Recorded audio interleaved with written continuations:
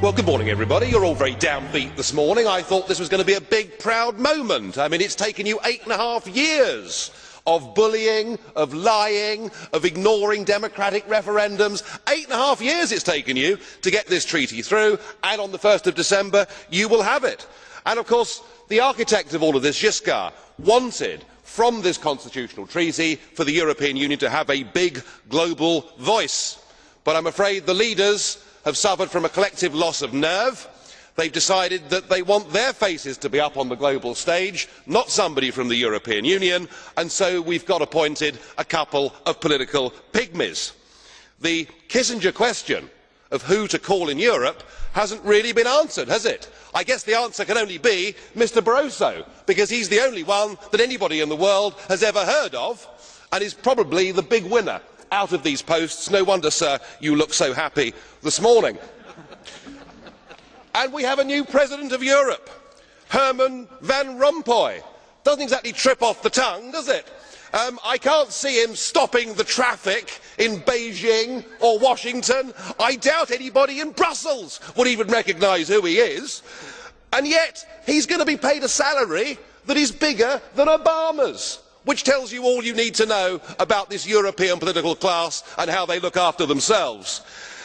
But at least he's an elected politician, unlike Baroness Cathy Ashton, who really is the true representation of the modern day political class. In some ways she's ideal, isn't she? She's never had a proper job and she's never been elected to anything in her life, so I guess she's perfect for this European Union. Excuse me, Mr Farage. Yes. I would like to put down your postages. You made your presentation. Right, okay. Is Just enough for us. Chaps. Okay, Calm down, chaps. please continue.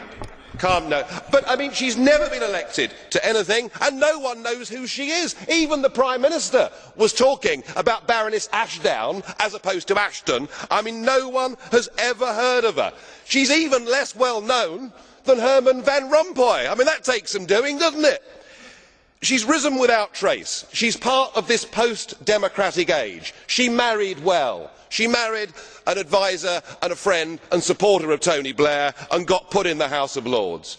When she was in the House of Lords, she was given one big job, and the job was to get the Lisbon Treaty through the House of Lords, and to do so pretending that it was entirely different to the EU constitution. So she's good at keeping a straight face, and she vigorously crushed any attempt in the House of Lords for the British people to have a referendum. So here she is, never stood for public office, never had a proper job, and here she gets one of the top jobs in the Union.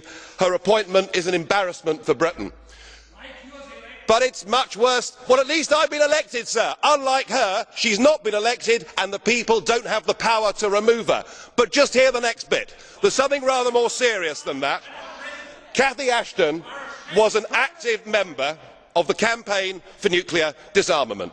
In fact, she was the treasurer of the campaign for nuclear disarmament during a period of time when CND took very large donations and refused to reveal the source. What is known is that these donations were obtained by a man called Will Howard, who was a member of the Communist Party in Great Britain.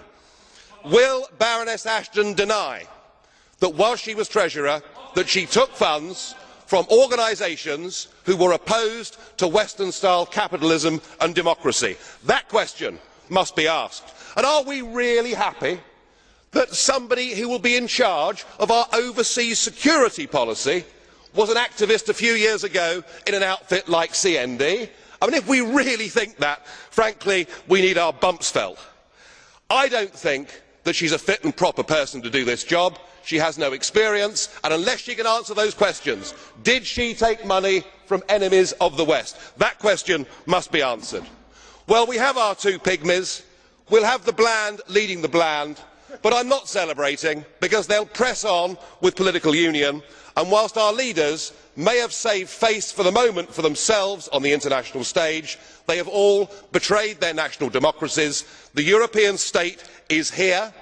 We're about to get an avalanche of new laws because of this Lisbon Treaty, and there's no question in my mind that there has to be a full, free, fair referendum in the United Kingdom to decide whether we stay part of this union or not. I hope and pray that we vote to leave, but either way, the people simply must be asked. Thank you.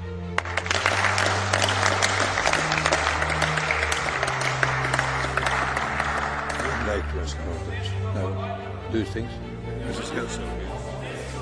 Well,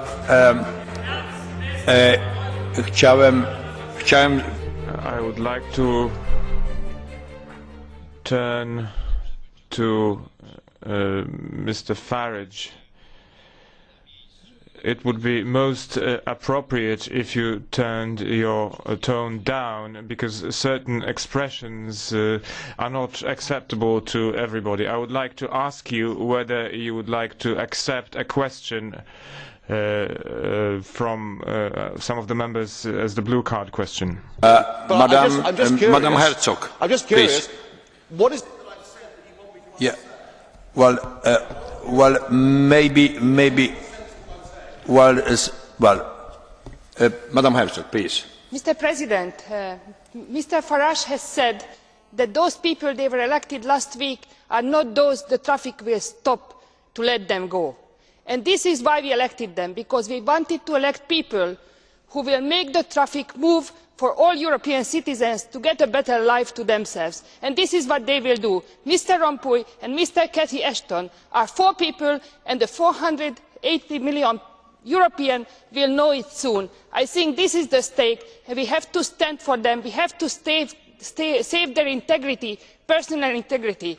And Mr. Farage, I'd like to say something, Hungarian quotation for you. It's good that you are here, because if the monkey goes up to the tree, it's better seen how red is his popo.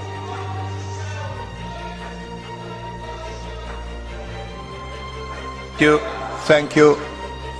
Yes, please. Thank you. With respect, I think you've completely missed the point, because twice you said the people that were elected last week. They have not been elected. That is the point that I'm making, and in the case of Baroness Ashton, she has never been elected to public office in her entire life. She takes an enormously powerful job, and the peoples of Europe, of Britain, of everywhere else do not have the power to hold her to account and to remove her, and that fundamentally is what is wrong with this whole European Union. It's all about bureaucracy versus democracy. Things have gone horribly wrong. But, Mr. President, can I please come back and ask you the question? You seem to imply that I'd said something that was inappropriate or over the top or wrong. Could you please explain what that was? I want to know. Some way of explanation of the way of selection of the so important people for the European Union, and what you say about the whole issue which is connected with that. It is just, by my opinion, absolutely improper to the whole situation. Well, it is my opinion, colleague. Okay, fine. When you were elected, when you were elected as president, you said you would act as a neutral president to ensure that all sides of the debate were given their chance to have a say. If you are criticising me on the political content of what I say, then you are not doing your job as a neutral chairman. Well, okay, thank you, colleague Farage. Now we go to